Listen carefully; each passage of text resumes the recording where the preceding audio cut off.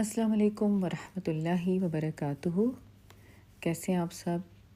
اللہ تعالیٰ آپ سب کو اپنے اپنے گھروں میں رحمتوں برکتوں میں رکھے۔ اللہ آپ سب سے راضی ہو جائے، آمین۔ مجھے اس بات کا یقین تھا کہ آپ سب سیرت کے اگلے لیکچر کا انتظار کر رہے ہوں گے، اور مجھے بھی بہت انتظار تھا کہ وقت ملے اور میں جلدی سے ریکارڈنگ کروں۔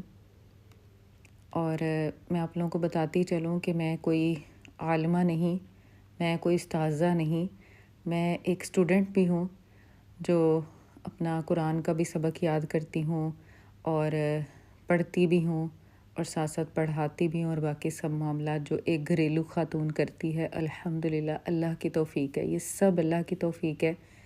اور اس وجہ سے لیکچر کبھی لیٹ ہو جاتا ہے، کبھی مس ہو جاتا ہے، تو میں آپ سب سے پہلے سے ہی معذرت خواہ ہوں۔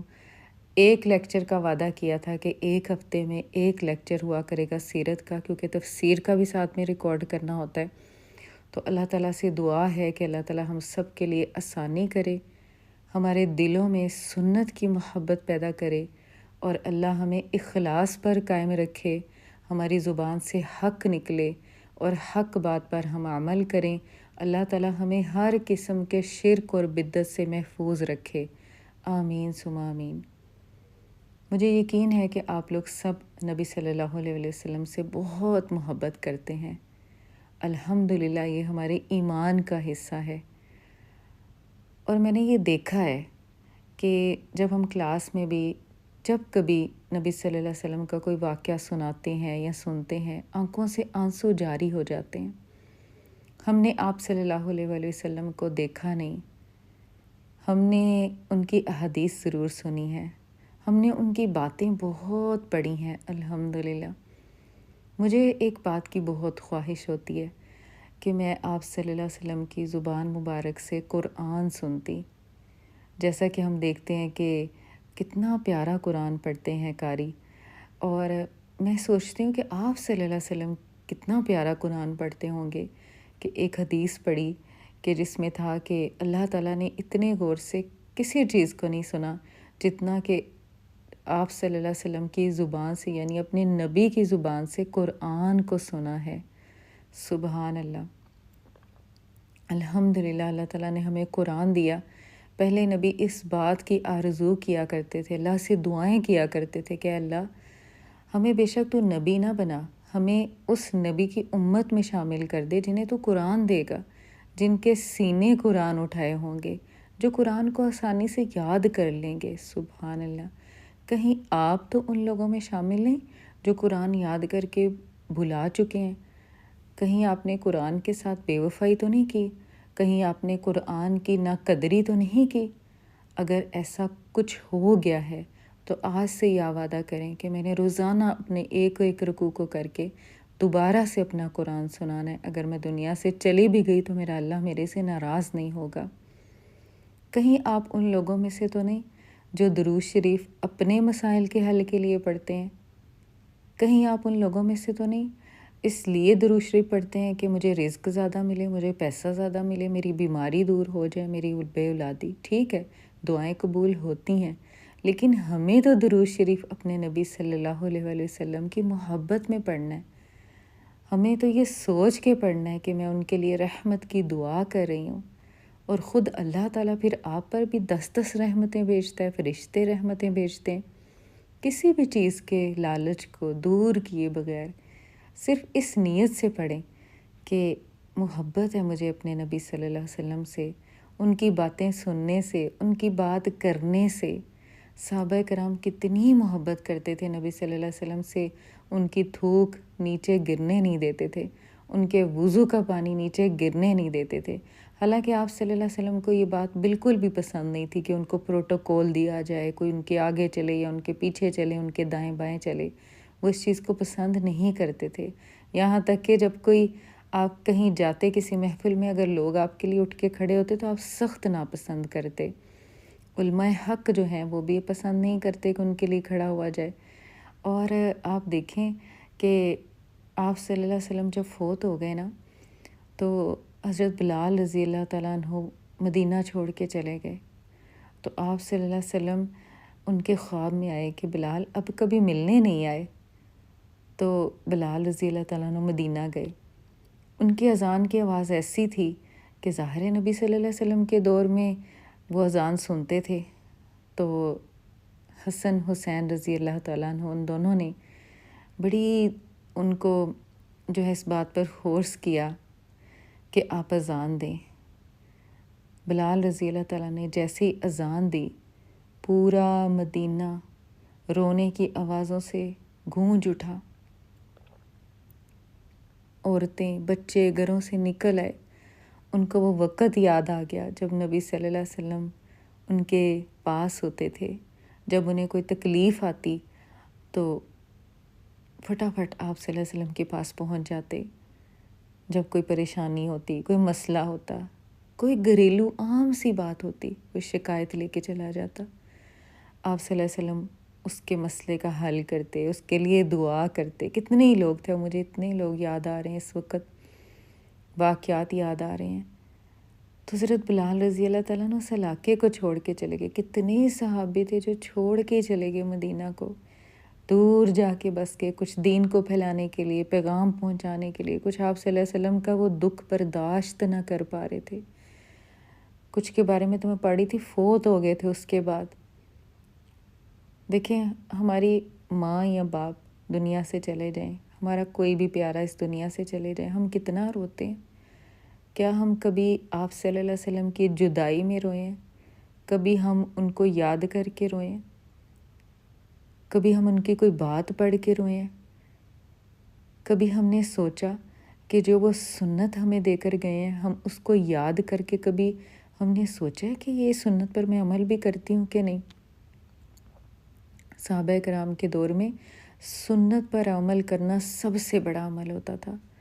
اگر وہ کوئی چھوٹا سا بھی عمل کر لیتے لیکن سنت کے مطابق کرتے تو ان کو کئی گنا پہاڑوں جتنے اجر دیے جاتے۔ اگر آج بھی ہم وہ عمل کریں جو ہمارے نبی صلی اللہ علیہ وسلم نے کیا، اس کے مطابق ہم زندگی گزاریں، تو اللہ تعالیٰ ہم سے پتہ نہیں کتنا راضی ہو جائے۔ ہم ہر کام کرتے ہوئے ڈریں، ہم دیکھیں کہ کہیں یہ کام، پہلے ہم سرچ کریں، پہلے ہم پوچھیں کہ خوشی کے وقت کیا نبی صلی اللہ علیہ وسلم نے ایسے خوشی منائی تھی؟ کیا غم کے وقت ایسے غم منایا تھا؟ کیا کرتے تھے؟ ان کا کیا طریقہ تھا؟ ہم نے اس طریقے پر چلنا ہے، ہم نے اس طریقے کو سیکھنا ہے، قرآن کے ذریعے، حدیث کے ذریعے۔ اور ابھی دیکھیں، ہم نبی صلی اللہ علیہ وسلم کی زندگی کے بارے میں پڑھ رہے ہیں، اور بہت ہی یہ دل کو سکون پہنچانے والی بات ہے کہ ہم آپ صلی اللہ علیہ وسلم کی زندگی کے بارے میں پڑھ رہے ہیں۔ الحمدللہ۔ دیکھیں، نبی صلی اللہ علیہ وسلم نے فرمایا کہ تم میں سے کوئی ایک پہاڑ بھی سونے کا صدقہ کر دے اور میرے صحابی ایک مٹھی بھر جو بھی صدقہ کر دے تو اس کا اجر زیادہ ہے، کیونکہ ایک تو انہوں نے نبی صلی اللہ علیہ وسلم کا ساتھ دیا۔ یہ جو پیغام نبی صلی اللہ علیہ وسلم ہمیں دے کر گئے ہیں قرآن کا، اس کو پہنچانے کی کوشش کی، جنگیں لڑیں۔ دوسرا، وہ سنت پر عمل کرنے والے، نبی صلی اللہ علیہ وسلم سے خالص محبت کرنے والے تھے، بات ماننے والے تھے۔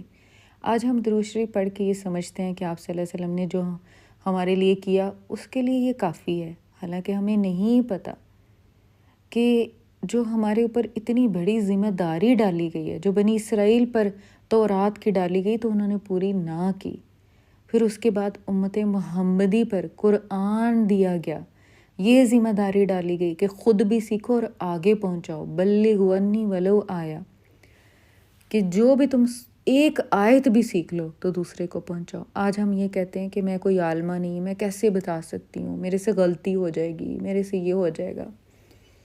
ہم دیکھتے ہیں کہ کوئی بچہ 4 کلاس کا بچہ ہے تو وہ 3 کلاس کو پڑھا رہا ہوگا، وہ تو یہ نہیں سوچتا کہ میں تو ابھی 4 میں کیسے 3 کو پڑھاؤں، وہ 4 کلاس کے ابھی اپنے ساتھ کے بچے کو پڑھا رہا ہوگا۔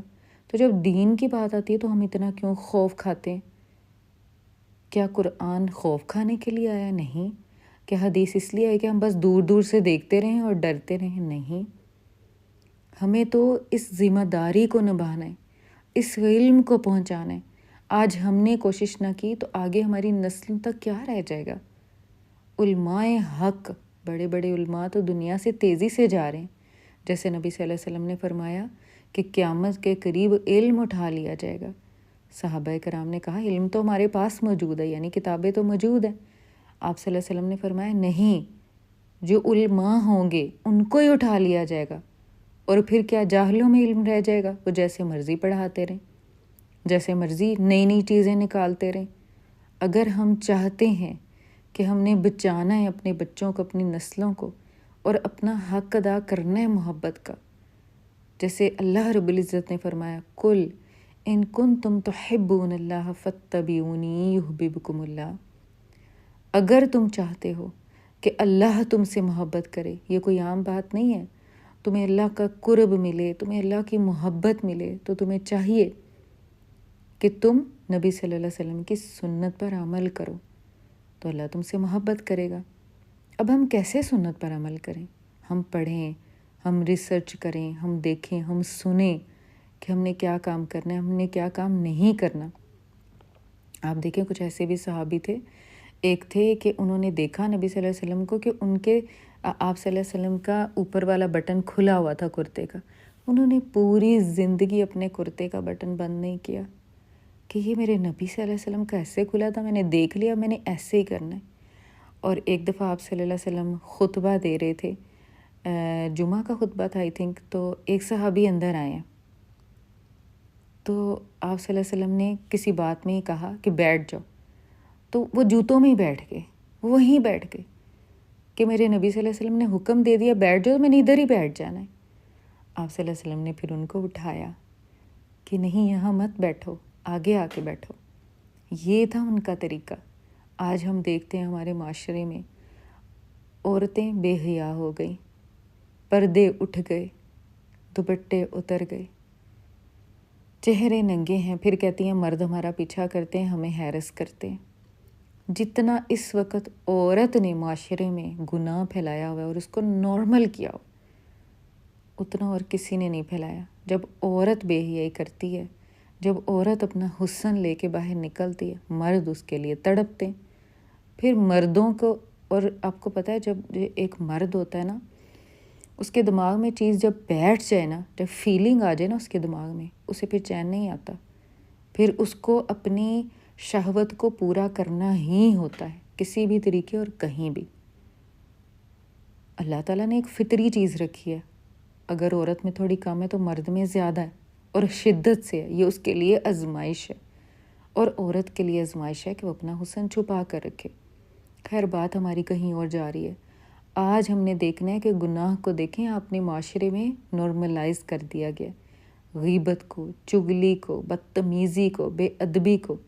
ہر انسان اپنی مرضی سے زندگی گزارنا چاہتا ہے. سب بھول چکے ہیں کہ مرضی ہماری نہیں چلنی، مرضی اس کی ہے جس نے یہ جسم دیا، جس نے یہ زندگی دی. رولز اس کے چلیں گے. نہ ہم اپنی مرضی سے جنت میں جا سکتے ہیں اور نہ ہی اپنی مرضی سے ہم دوزخ سے بچ سکتے ہیں. لیکن کچھ طریقے ہیں جو ہمیں بتا دیے گئے، ہم نے ان پر عمل کرنا ہے انشاءاللہ. تو آج ہم نے بہت باتیں کی، بہت اچھا لگا.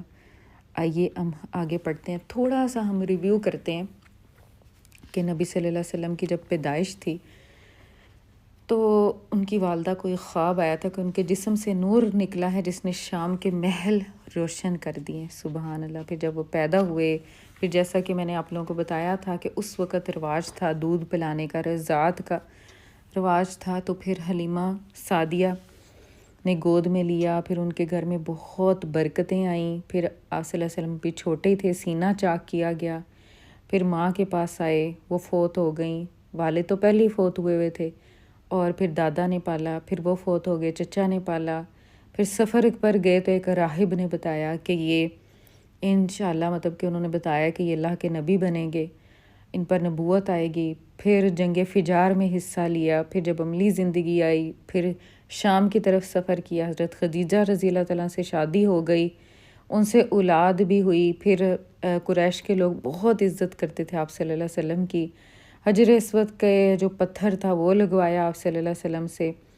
پھر آپ صلی اللہ علیہ وسلم بہت زیادہ الگ رہنا شروع ہو گئے، غار حرا میں جانا شروع ہو گئے، رمضان کا مہینہ تھا وہاں رمضان گزارتے، اور پیر والے دن فجر سے پہلے آپ صلی اللہ علیہ وسلم پر نبوت ہوئی۔ سبحان اللہ، آپ صلی اللہ علیہ وسلم پر فرشتہ اترا جو پیغام لے کے آیا اقرا، اور آتا ہے کہ یہ 21 رمضان تھا جب پہلی وحی ہوئی تھی، سوموار کا دن تھا، اور اسی لیے تو نبی صلی اللہ علیہ وسلم روزہ رکھتے تھے پیر کا کہ میں پیدا بھی ہوا تھا اور اسی دن میرے اوپر قرآن بھی اترا تھا۔ سبحان اللہ، تہجد کا وہ وقت تھا۔ تو اسی طرح پھر وحی کی بندش بھی ہو گئی، پھر دوبارہ نزول شروع ہوا، پھر آپ صلی اللہ علیہ وسلم کو حکم دیا گیا کہ آپ 3 سال تو آپ صلی اللہ علیہ وسلم خاموش رہے، خاموشی سے دین کا پیغام پہنچاتے رہے۔ عورتوں میں سب سے پہلے حضرت خدیجہ رضی اللہ تعالیٰ نے پیغام قبول کیا، ایمان لے کے آئیں، پھر ابوبکر صدیق، مردوں میں اور بچوں میں حضرت علی رضی اللہ تعالیٰ نے سب سے پہلے اسلام قبول کیا۔ اس کے بعد آپ صلی اللہ علیہ وسلم نے اپنے رشتہ داروں کو صفا کی پہاڑی پر پیغام دیا، تمام رشتہ داروں کو۔ پھر حج کے موقع پر کہ جو حج پر آئے ہوئے لوگ تھے ان کو پیغام تقریباً ایسے ہی پہنچ گیا کہ بہت زیادہ یہ بات اب تک پھیل چکی تھی۔ اب نبی صلی اللہ علیہ وسلم، جیسا کہ ہم نے پیچھے بھی پڑھا، لوگوں کو یہی کہتے، یا ایہا الناس، اے لوگو، قولوا لا الہ الا اللہ تفلحو، تم کہہ دو لا الہ الا اللہ تفلحو۔ اچھا، آپ صلی اللہ علیہ وسلم یہ پیغام صبح سے لے کر دوپہر تک پہنچاتے رہتے، بازاروں میں پھرتے۔ آپ نے دیکھا ہے کبھی کسی انسان کو جو گلیوں میں پھر کے، پھیری والے جو ہوتے ہیں وہ چیزیں بیچ رہے ہوتے ہیں، کتنی محنت کر رہے ہوتے ہیں، آپ صلی اللہ علیہ وسلم بازاروں میں، گلیوں میں یہ پیغام پہنچاتے رہتے پورا دن۔ اور آپ کو پتہ ہے، شاید پیچھے والے لیسن میں نے آپ کو سنایا تھا واقعہ، ابو لہب بھی اور ابو جہل بھی آپ صلی اللہ علیہ وسلم کے قدموں پہ، ٹخنوں پہ پتھر مارتے، آپ صلی اللہ علیہ وسلم کے ٹخنوں سے خون نکل آتا، لیکن پیغام کو مت روکتے، صبح سے دوپہر تک یہ پیغام پہنچاتے جاتے۔ پھر حج کے موقع پر سب سے پہلے جو لوگ ایمان لائے تھے وہ یثرب کے لوگ تھے، یعنی مدینہ کے لوگ تھے۔ اس سے ہمیں پتہ چلتا ہے کہ وہ نرم دل لوگ تھے۔ آج کا جو ہمارا لیسن ہے اس میں بہت زیادہ ہم دیکھیں گے کہ قرآن کیسے کیسے اترا، کون کون سی بات ایسی ہوتی تھی کہ اللہ تعالیٰ جبرائیل علیہ السلام کو بھیجتے تھے آسمان سے کہ جاؤ میرے نبی کو یہ پیغام دے کے آؤ، یہ پیغام دے کے آؤ۔ کتنی بڑی بات تھی۔ اللہ رب العزت کی ذات جو عرش پر مستوی ہے، جو خزانوں کا، غیب کے خزانوں کا مالک ہے، تمام خزانوں کی کنجیاں اس کے ہاتھ میں ہیں، ہماری روحیں اس کے ہاتھ میں ہیں۔ ما من دابت الا آخذ بناصیتها، کوئی زمین میں جاندار نہیں لیکن اللہ کی مٹھی میں اس کی پیشانی ہے۔ اللہ رب العزت ہر چیز پر قادر ہے، وہ مجھے اور آپ کو بخشنے پر بھی قادر ہے، ہمیں امید ہے۔ اللہ رب العزت جبرائیل علیہ السلام کو جب وحی دے کر بھیجتے، ان کے آگے بھی فرشتے ہوتے، پیچھے بھی فرشتے ہوتے، وحی کا اتنا پروٹوکول ہوتا۔ سبحان اللہ۔ آئیے ہم پڑھتے ہیں مقابلے کی مختلف تدبیریں۔ حج کے بعد جب قریش اپنے گھروں کو واپس آ کر مطمئن ہو چکے تو انہوں نے اس مسئلے کے مکمل حل کی طرف توجہ دی اور غور و فکر اور باہمی رائے مشورے سے کئی تدبیریں طے کی، جن کے متعلق ان کا اندازہ تھا کہ ان سے اسلامی دعوت کا کام تمام کیا جا سکتا ہے۔ یہ تدبیریں مختصراً یہ تھیں: ہنسی اڑانا اور تحقیر و استہزاء میں زیادتی کرنا۔ اس کا مقصد یہ تھا کہ رسول اللہ صلی اللہ علیہ وسلم اور مسلمانوں کے حوصلے ٹوٹ جائیں۔ چنانچہ وہ آپ صلی اللہ علیہ وسلم کے بارے میں کہتے کہ اس پر جادو کر دیا گیا ہے، شاعر ہے، پاگل ہے، کاہن ہے، اس کے پاس شیطان آتا ہے۔ جبرائیل علیہ السلام کو کہتے کہ شیطان آتا ہے، جادوگر ہے، جھوٹا ہے، گڑھ نیتا ہے، یعنی گھڑ لیتا ہے اپنے سے باتیں، سٹوری میکر ہے، بناوٹی ہے وغیرہ۔ اور جب آپ صلی اللہ علیہ وسلم کو آتے جاتے دیکھتے تو غصے اور انتقام کی نظر سے یوں دیکھتے کھویا کھا جائیں گے، اور حقارت امیز لہجے میں کہتے، یہی ہے جو تمہارے خداؤں پر انگلی اٹھاتا ہے۔ اللہ اکبر! آپ مجھے بتائیں، ہم کسی کام کے لیے نکلیں، محنت کریں، کوشش کریں، بھاگ دوڑ کریں، اور ہمیں کوئی ایک دفعہ بھی ایسی گھٹیا نظر سے دیکھ لے یا مذاق اڑائے۔ آپ نے دیکھا ہے اس بچے کو جو بہت شوق سے کوئی چیز آ کے ہمیں سنا رہا ہو اور ہم آگے سے ہنس پڑیں، اس کا مذاق اڑا دیں، اس کا غصے سے کیا حالت ہوتی ہے؟ انہوں نے یہ تدبیر سوچی کہ سائیکولوجیکلی اتنا پریشان کیا جائے ان کو جو ایمان لائے ہیں، اور نبی صلی اللہ علیہ وسلم کو ایسے الزام لگائے جائیں کہ ان کے حوصلے پست ہو جائیں، ان کا کانفیڈنس ختم ہو جائے۔ ایک بات یاد رکھے گا، جب انسان اللہ کے لیے کچھ کرتا ہے نا، اسے کسی کا خوف نہیں ہوتا۔ جب انسان اللہ کے لیے کوئی کام کرتا ہے نا، جب وہ حق پہ ہوتا ہے، اسے کسی کے مذاق اڑانے کی کوئی پرواہ نہیں ہوتی۔ اس کو پتہ ہے کہ اس کے ساتھ بہت بڑی ذات ہے، اور وَالْعَاقِبَةُ لِلْمُتَّقِينَ، ہمیشہ انجام اچھے لوگوں کا ہی ہوتا ہے، متقی جو ہوتے ہیں نا ان کا ہی اچھا انجام ہوتا ہے۔ اچھا، ایک بات میں یہاں سوچ رہی تھی، مجھے سب سے زیادہ تکلیف تب ہوتی ہے جب قرآن میں بھی پڑھوں یا یہاں پہ بھی میں پڑھ رہی ہوں، جب کہ ہمارے نبی صلی اللہ علیہ وسلم کو یہ کہتے تھے کہ یہ پاگل ہے۔ آپ سوچیں، آپ کو کوئی کہے یا مجھے کوئی کہے، ہم سے یہ بات برداشت ہی نہیں ہوتی۔ اور آپ کو پتہ ہے قرآن پاک میں اللہ کیا فرماتا ہے؟ اللہ فرماتا ہے، نبی دیکھیں یہ آپ کو کیا کہہ رہے ہیں۔ مجھے اتنا ہوتا ہے کہ اللہ تعالیٰ کو تو نبی صلی اللہ علیہ وسلم سے سب سے زیادہ محبت ہے، تو اللہ کا صبر دیکھیں۔ اللہ کا نام الصبور ہے نا، اللہ کا صبر تو دیکھیں کہ اللہ تعالیٰ کیسے صبر کرتا تھا ان کی حرکتوں پر۔ اور نبی صلی اللہ علیہ وسلم پھر بھی دعا کرتے کہ اللہ ان کو کچھ نہ کہنا، ہو سکتا ہے کہ ان کی نسلوں میں سے نیک لوگ پیدا ہو جائیں۔ پھر کیا ہوا؟ کمزور صحابہ کو دیکھتے تو کہتے کہ یہ لو، کمزور سے مراد غریب صحابہ کو دیکھتے تو کہتے یہ لو تمہارے پاس زمین کے بادشاہ آ گئے، ارے یہی ہیں جن پر اللہ نے ہم سب کو چھوڑ کر احسان کر دیا۔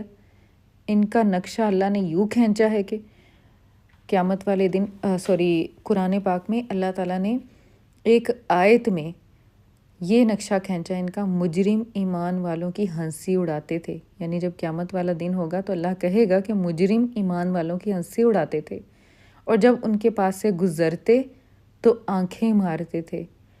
یہ سورۃ المطففین کی آیتیں ہیں۔ اور جب اپنے گھروں کو پلٹتے تو مزے لیتے ہوئے پلٹتے تھے، اور جب انہیں دیکھتے تو کہتے کہ یہی لوگ گمراہ ہیں، حالانکہ انہیں ان کا نگران بنا کر نہیں بھیجا گیا۔ یعنی یہ دنیا میں ایسی حرکتیں کرتے تھے۔ مشرکین نے اس ہنسی مذاق ٹھٹھا اور تانا زنی کی اتنی کثرت کی کہ خود نبی صلی اللہ علیہ وسلم کی طبیعت اس سے متاثر ہوئی، جیسا کہ اللہ کا ارشاد ہے، وَلَقَدْ نَعْلَمُ أَنَّكَ يَضِيقُ صَدْرُكَ بِمَا يَقُولُونَ، ہمیں معلوم ہے کہ ان کی باتوں سے آپ کا سینہ تنگ ہو رہا ہے۔ اللہ تعالیٰ نے دیکھیں قرآن اتار دیا، پھر بتایا کہ اس کا اثر کیسے جائے گا اور ثابت قدمی کیسے آئے گی، یعنی اللہ تعالیٰ نے پھر حل بتایا۔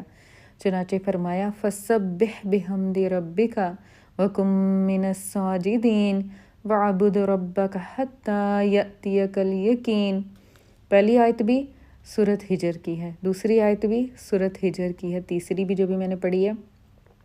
اچھا، آپ دیکھیں، آپ کو کوئی مذاق اڑائے، آپ کا کوئی آپ کو باتیں کرے جو آپ کے دل پر بڑی بھاری گزریں، تو اللہ نے حل بتا دیا، فَسَبِّحْ بِحَمْدِ رَبِّكَ وَكُن مِّنَ السَّاجِدِينَ۔ جب کسی کی بات تکلیف دے، آپ کو رونا آ جائے، یہ حقیقت ہے، یہ دنیا یہاں پر کوئی بھی آپ کو کوئی بھی بات کر سکتا ہے۔ تسبیح پڑھنے سے سکون ملے گا، 2 نفل پڑھ لینے سے سکون ملے گا، اور جب تک موت نہیں آ جاتی پھر اللہ کی عبادت کرتے رہیں، عبادت میں سکون ہے۔ اس سے پہلے آپ کو تسلی بھی دی گئی، اِنَّا كَفَيْنَاكَ الْمُسْتَهْزِئِينَ، اور ہم آپ کے لیے استہزاء یعنی مذاق کرنے والوں کے معاملے میں کافی ہیں۔ جو اللہ کے ساتھ دوسروں کو معبود ٹھہراتے ہیں انہیں بہت جلد نتیجہ معلوم ہو جائے گا۔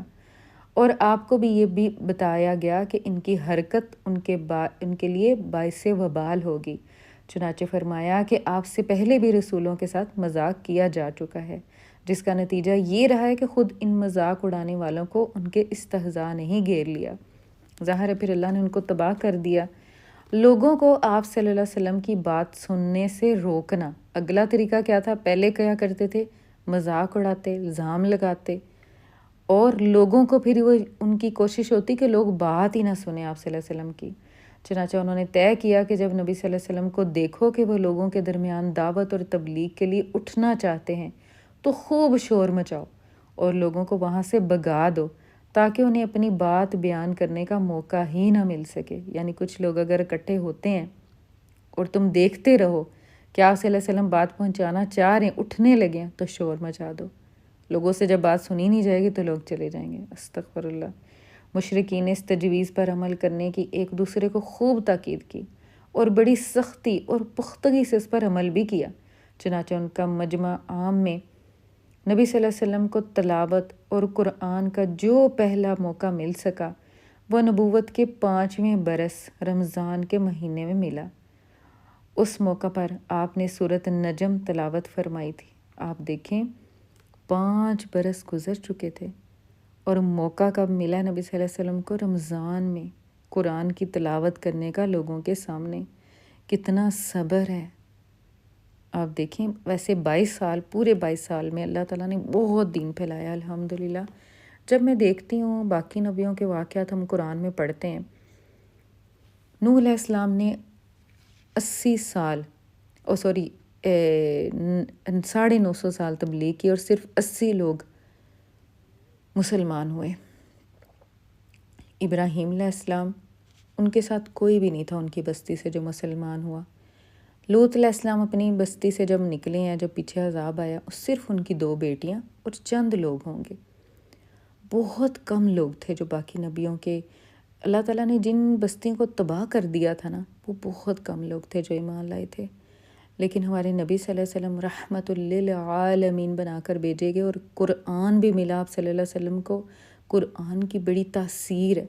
ایک تو آپ صلی اللہ علیہ وسلم کی زبان، نبی، پھر اللہ کا یہ دیکھیں، کل ہی میں سرچ کر رہی تھی، 57 کنٹریز ہیں جو مسلمانوں کے ہیں، اور سب سے زیادہ جو مسلمانوں کی تعداد ہے نا وہ پاکستان میں۔ آپ خود سرچ کریں، اس کے بعد انڈیا میں، کیونکہ بڑے ملک ہیں یہ۔ اللہ کا کتنا شکر ہے، اللہ نے ہمیں بلا وجہ یہ ملک نہیں دیا۔ ہمیں چاہیے کہ ہم یہاں سے دین کو اٹھائیں، یہ کوئی عام بات نہیں ہے۔ ہمیں قدر کرنی چاہیے اپنے ارد گرد کے ماحول کی۔ یہاں پر سب سے زیادہ آپ دیکھیں آسانی ہے دین سیکھنے کی بھی اور سکھانے کی بھی الحمدللہ۔ تو آپ دیکھیں نبی صلی اللہ علیہ وسلم نے 5ویں برس کہیں جا کے سورۃ نجم سنائی تھی۔ معاملہ اس قدر سخت تھا کہ نبی صلی اللہ علیہ وسلم جب نماز میں قرآن کی تلاوت فرماتے، اور یہ تلاوت زیادہ تر رات کو تہجد کی نماز میں ہوا کرتی، تو یہ لوگ قرآن کو، اس کے اتارنے والے کو اور اسے لانے والے کو گالیاں دیتے۔ چنانچہ اللہ نے حکم دیا، وَلَا تَجْهَرْ بِصَلَاتِكَ وَلَا تُخَافِتْ بِهَا وَابْتَغِ بَيْنَ ذَلِكَ سَبِيلًا۔ یہ سورۃ بنی اسرائیل کی آیت ہے۔ اپنی نماز نہ بہت اونچی آواز سے پڑھو، نہ بالکل دھیمی آواز سے، بلکہ بیچ کا راستہ اپناؤ۔ کس لیے؟ کہ بہت اونچی نہ پڑھیں کہ یہ سنتے ہیں تو یہ گالیاں دیتے ہیں، استغفر اللہ، اور بہت نیچی بھی نہیں کہ یعنی کہ جو سننا چاہتا ہے وہ تو سن لے۔ اسی تدبیر کا حصہ یہ تھا کہ نضر بن حارث ہیرا اور شام گیا۔ ہیرا جو ہے یہ عراق کا علاقہ ہے، یہ عراق کا علاقہ یا شام کا علاقہ، وہاں گیا۔ وہاں سے لوگ کہانیاں اور مختلف روادار، سکندر، رستم، اسفندیار کے قصے سیکھ کر آیا۔ نضر بن حارث کی میں بات کر رہی ہوں۔ اور جہاں مجلس جمتی داستان شروع کر دیتا اور لوگوں کو موقع نہ دیتا کہ نبی صلی اللہ علیہ وسلم کی بات سن سکیں، یعنی ان کے مقابلے میں ایسی باتیں اور کہانیاں سیکھ کے آیا۔ آپ دیکھیں گا کہ کچھ لوگ ہوتے ہیں وہ اللہ تعالیٰ کی بات یا نبی صلی اللہ علیہ وسلم کی بات کرنے سے زیادہ وہ اپنے مرشد، اپنے پرانے آباء اجداد، ان کے قصے کہانیاں، وہ اڑتے تھے، وہ یہ کر لیتے تھے، ان کے پاس یہ کرامت تھی، یہ کرامت تھی، ایسی باتیں کرتے ہیں۔ اصل میں ہمیں جب ہم کسی کو سمجھائیں یا بتائیں، ہم قرآن سنائیں۔ قرآن کی اپنی تاثیر ہے، ہم تو کچھ بھی نہیں ہے، قرآن دلوں کے اوپر اثر کرتا ہے، یا ہم حدیث سنائیں یا ہم کوئی واقعہ سنائیں نبی صلی اللہ علیہ وسلم کی زندگی کا۔ سچے واقعات سے بات کرنی چاہیے، سمجھانی چاہیے۔ پھر اس کے بعد ہے، اگر پتہ چلتا کہ کسی مجلس میں بیٹھ کر آپ نے کچھ واعظ و نصیحت کی ہے تو آپ کے ہٹتے ہی ٹپک پڑتا اور قصے کہانیاں سنا کر کہتا کہ آخر محمد صلی اللہ علیہ وسلم کی بات کیوں کر مجھ سے اچھی ہے، یعنی سارا اثر جو ہوتا جو نبی صلی اللہ علیہ وسلم بات کرتے قبر کے بارے میں، موت کے بعد کے بارے میں، جہنم کے بارے میں، جنت کے بارے میں، اس کو زائل کرنے کی کوشش کرتا۔ اس کے بعد اس نے ایک قدم اور آگے بڑھایا، گانے بجانے والی لونڈیاں خریدیں، اور جس کے متعلق سنتا کہ وہ اسلام کی طرف مائل ہے تو اسے کسی لونڈی کے پاس لے جا کر اس لونڈی سے کہتا ہے اسے کھلاؤ پلاؤ، گانے سناؤ، اس شخص کو سمجھاؤ کہ یہ محمد صلی اللہ علیہ وسلم جس بات کی طرف بلا رہے ہیں یہ اس سے بہتر ہے۔ استغفر اللہ۔ یعنی آپ دیکھیں، عورت کے ذریعے بھی لوگوں کو روکنا چاہا، اپنی کہانیوں کے ذریعے بھی روکنا چاہا، شور مچا کے بھی روکنا چاہا، مذاق اڑا کے بھی روکنا چاہا، اور پھر اللہ نے کیا فرمایا؟ اللہ نے آیت نازل کی، وَمِنَ النَّاسِ مَن يَشْتَرِي لَهْوَ الْحَدِيثِ لِيُضِلَّ عَن سَبِيلِ اللَّهِ بِغَيْرِ عِلْمٍ وَيَتَّخِذَهَا هُزُوًا أُولَٰئِكَ لَهُمْ عَذَابٌ مُّهِینٌ۔ یہ سورۃ لقمان کی آیت ہے۔ اس آیت کے اندر اگر کوئی یہ کہتا نا کہ قرآن میں گانے بجانے سے میں منع نہیں کیا، تو یہ آیت اتری تھی۔ یہ لہو الحدیث جو بات ہے نا، یہ جو گانے سنتے ہیں نا ان کے لیے، بعض لوگ کھیل کی بات خریدتے ہیں تاکہ علم کے بغیر اللہ کی راہ سے گمراہ کریں اور اسے مذاق بنائیں۔ ایسے لوگوں کے لیے رسوا کن عذاب ہے۔ کھیل، لہو الحدیث، ہر وہ چیز جو اللہ سے دور کر دے۔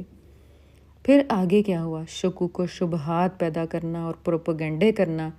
اس میدان میں قریش نے بڑی سرگرمی دکھائی اور بڑا تفنن اختیار کیا۔ چنانچہ وہ قرآن کے بارے میں کبھی کہتے کہ یہ محض اوٹ پٹانگ خواب ہے جسے محمد صلی اللہ علیہ وسلم رات میں دیکھتے ہیں اور دن میں تلاوت کرنے لگتے ہیں۔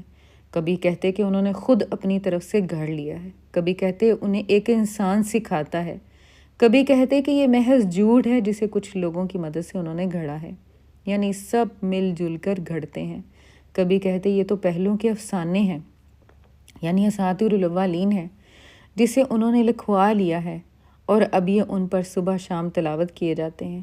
کبھی کہتے کہ ان کے پاس ایک جن یا شیطان ہے جو اسی طرح قرآن لے کر اترتا ہے جیسے کاہنوں یعنی نجومیوں پر جن شیطان اترا کرتے ہیں۔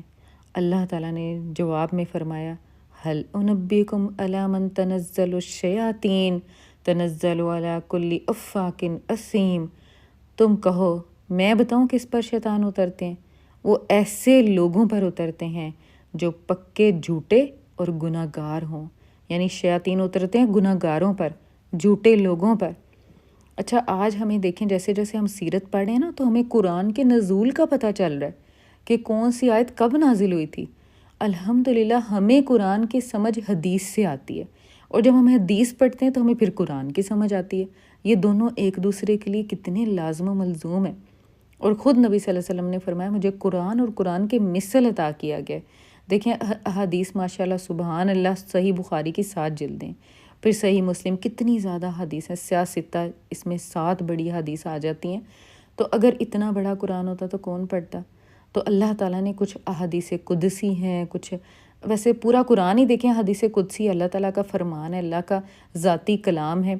اللہ تعالیٰ نے قرآن اور حدیث دونوں کو لازم و ملزوم کیا، اور نبی صلی اللہ علیہ وسلم اپنے سے کوئی بات نہیں بولتے تھے۔ سورۃ نجم میں یہ آتا ہے کہ وہ اپنے سے کوئی بات نہیں بولتا الا ما یوحا، لیکن جو وحی کی جاتی ہے۔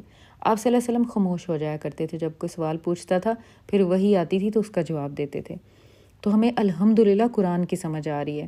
یعنی شیطان ایسے ہی انسانوں پر اترتے ہیں جو جھوٹے ہوں، بدکار ہوں، گناہوں میں لت پت ہوں، جبکہ میں ایسا انسان ہوں کہ تم نے کبھی مجھ کو جھوٹ بولتے نہیں سنا، نہ مجھ میں کسی طرح کی کوئی برائی بدکاری پائی۔ پھر یہ کیوں کر ہو سکتا ہے کہ قرآن شیطان کا اتارا ہوا ہو؟ آپ صلی اللہ علیہ وسلم نے جواب دیا کہ تم نے کبھی مجھے جھوٹ بولتے ہوئے دیکھا ہے؟ کبھی مجھے بدکاری کرتے ہوئے، برائی کرتے ہوئے دیکھا ہے؟ جو نیک روح ہوتی ہے وہ شروع سے ان چیزوں سے دور ہوتی ہے، اور گناہ گندگی ہے۔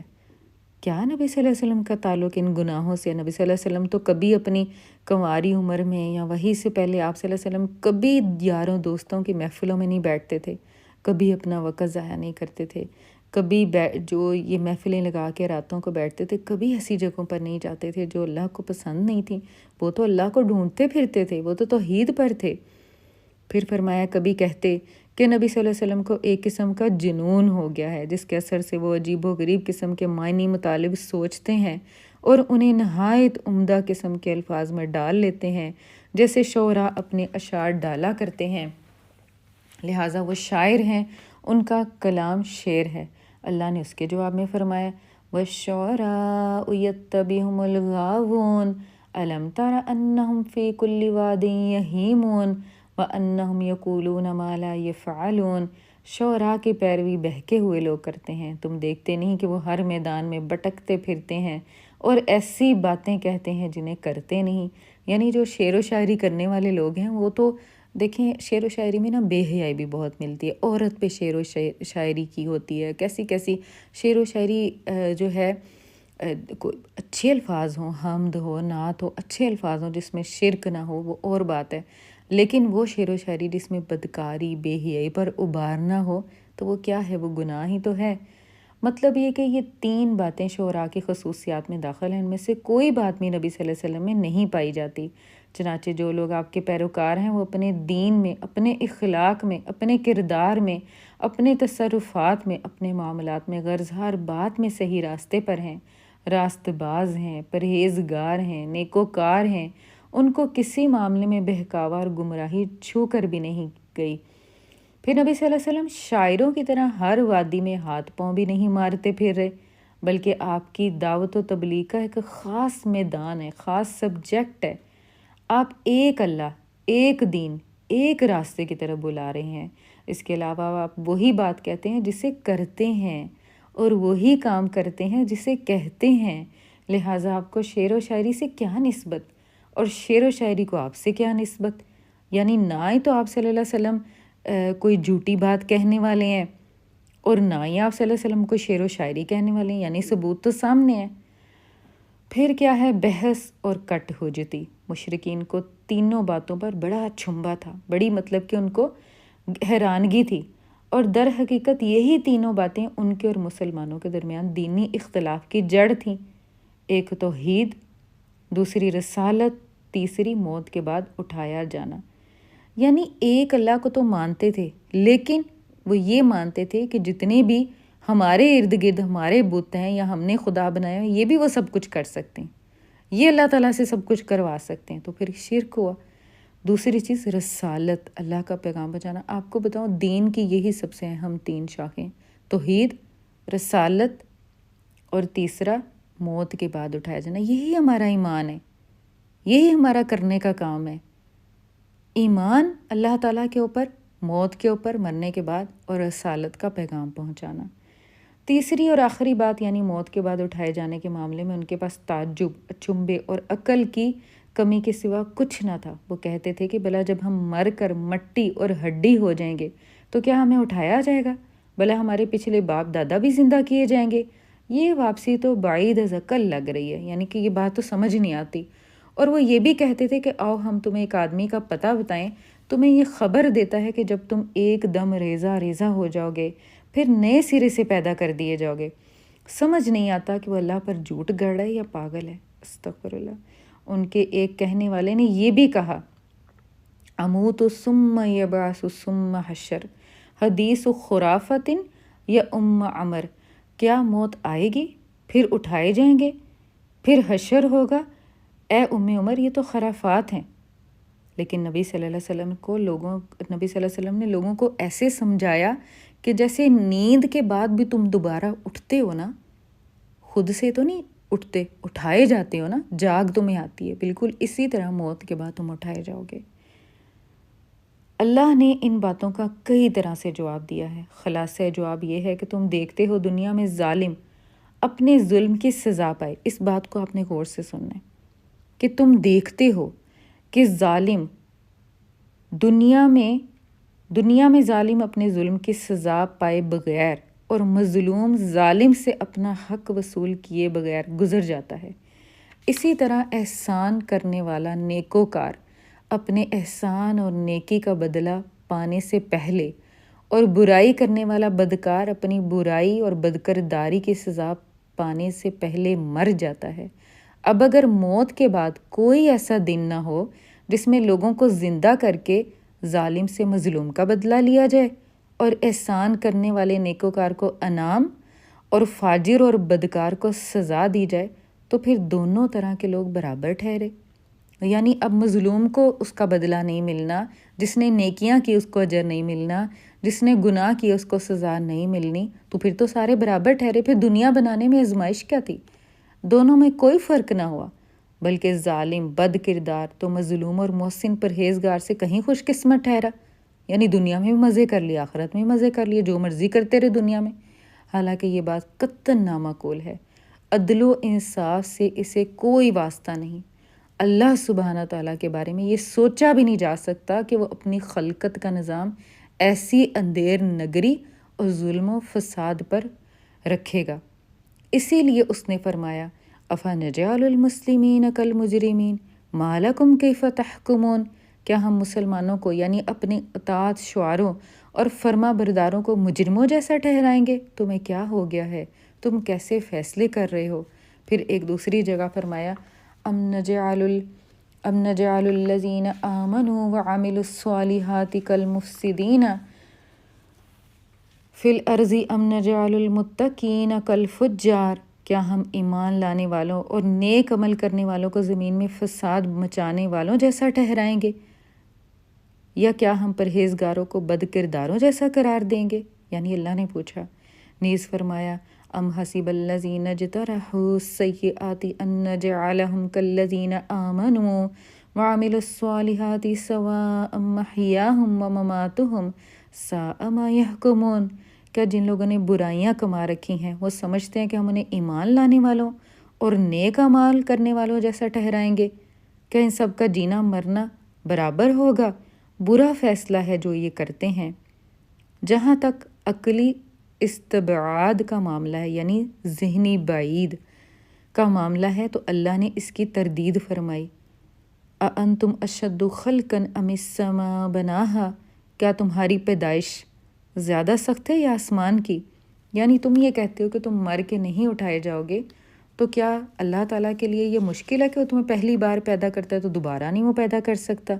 اولم یروا ان اللہ الذی خلق السماوات والارض ولم یعی بخلقہن بقادر علی ان یحیی الموتى بلی انہ علی کل شیء قدیر، کیا انہیں یہ دکھائی نہیں دیتا کہ اللہ نے آسمان زمین کو پیدا کیا اور انہیں پیدا کر کے وہ تھکا نہیں، اور اس پر بھی وہ قادر ہے کہ مردوں کو زندہ کر دے؟ کیوں نہیں، یقیناً وہ ہر چیز پر قدرت رکھتا ہے۔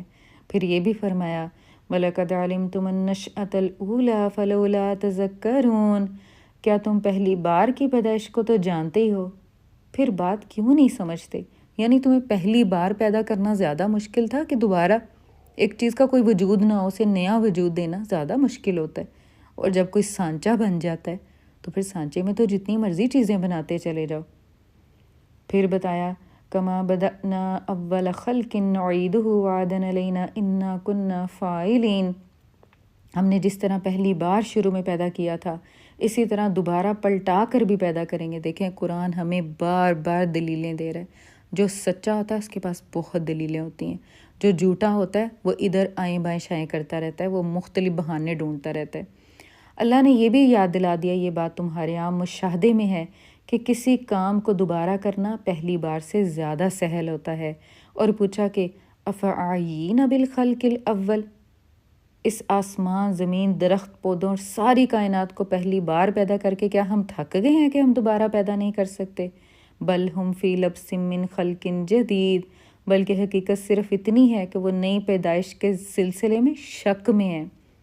اللہ نے تو انسان سے بھی بہت بڑی بڑی چیزیں دیکھیں کائنات میں پیدا کی ہیں، سمندر، پہاڑ، کیسی کیسی آبشاریں ہیں، آسمانوں کو آپ دیکھ لیں، 7 آسمان ہیں، 7 زمینیں ہیں۔ انسان پہاڑ کو دیکھے تو خوف کھاتا ہے۔ پھر آپ نے ولکینوز دیکھے ہیں جو پھٹ جاتے ہیں، پہاڑ جب پھٹ جاتے ہیں تو اس میں سے لاوا نکل آتا ہے۔ کیسی کیسی حیرت انگیز چیزیں ہیں دنیا کے اندر۔ سمندر اتنا بڑا قریب سے دیکھیں خوف آتا ہے۔ جو سمندر میں سفر کرتے ہیں ان کو اتنے دن زمین نظر نہیں آتی، وہ آسمان کو ہی دیکھ۔ اللہ نے تو انسان سے بہت بڑی بڑی چیزیں، بہت بڑی بڑی بلائیں پیدا کی ہوئی ہیں جو سمندر کے نیچے ہیں، زمین کے نیچے ہیں۔ جہاں تک دوسری بات یعنی نبی صلی اللہ علیہ وسلم کی رسالت کا معاملہ ہے تو اگرچہ قریش نبی صلی اللہ علیہ وسلم کو انتہائی سچا، امانت دار، نیکوکار اور پرہیزگار تسلیم کرتے تھے، مگر پھر بھی ان کے کچھ شبہات تھے جن کی بنا پر وہ آپ کی نبوت اور رسالت تسلیم نہیں کر رہے تھے۔ آپ کو پتہ ہے ان کے دل تسلیم کر رہے تھے لیکن ان کی زبانیں نہیں کر رہی تھی۔ اپنا فخر، اپنے آباء و اجداد اور اپنے یعنی کہ وہ سوچ بھی نہیں سکتے تھے کہ ہم کیوں اپنے آباء و اجداد کا دین چھوڑیں۔ ان کا ایک بہت بڑا گمان یہ تھا کہ وہ نبوت رسالت کے مرتبے اور مقام کو اس سے کہیں بڑا اور اونچا سمجھتے تھے کہ وہ کسی انسان کو دیا جائے۔ ان کا عقیدہ تھا کہ انسان رسول نہیں ہو سکتا اور نہ رسول انسان ہو سکتا ہے۔ اس لیے جب نبی صلی اللہ علیہ وسلم نے اپنی نبوت رسالت کا اعلان کیا اور اس پر ایمان لانے کی دعوت دی تو مشرکین کو حیرت اور تعجب ہوا۔ انہوں نے کہا ما لہذا الرسول یأکل الطعام ویمشی فی الاسواق، یہ کیسا رسول ہے کہ کھانا کھاتا ہے اور بازاروں میں چلتا پھرتا ہے۔ اللہ تعالیٰ نے ان کی خام خیالی کا مزید نقشہ کھینچتے ہوئے فرمایا بل عجیبوا ان جاءہم منذر منہم فقال الکافرون ھذا شیء عجیب، انہیں تعجب ہوا کہ ان کے پاس خود انہی میں سے ایک ڈرانے والا آ گیا، چنانچہ ان کافروں نے کہا یہ تو عجیب چیز ہے۔